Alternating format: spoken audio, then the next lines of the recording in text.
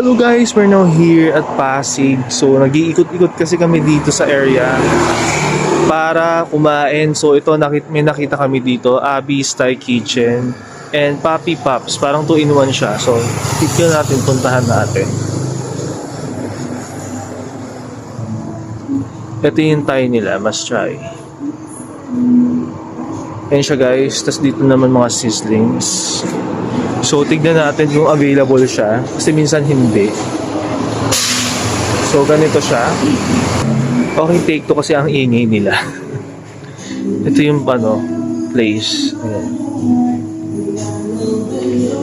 Tapos guys, nandito naman yung mga prices.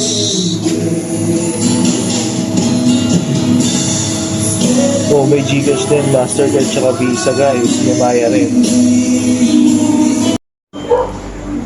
So ngayon guys, waiting kami sa order habang niluluto. And ito yung view. View talaga, ano to? Nasa Pansol. And once again guys, ito yung table setup nila and yung place. And ang in-order pala namin is chicken pad thai at pad thai meal set at saka Thai spring rolls.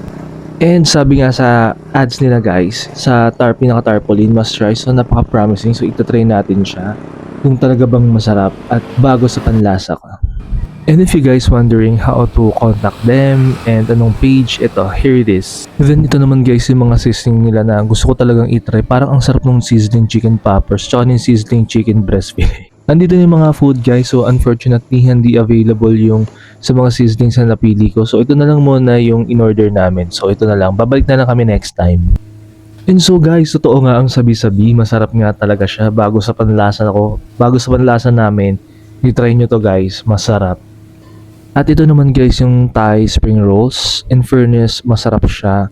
Meron siyang parang japchae na parang pancit sa loob. Panalo to guys, bago sa panlasa. And if you like this content guys, follow for more and comment. Thanks for watching guys, bye bye.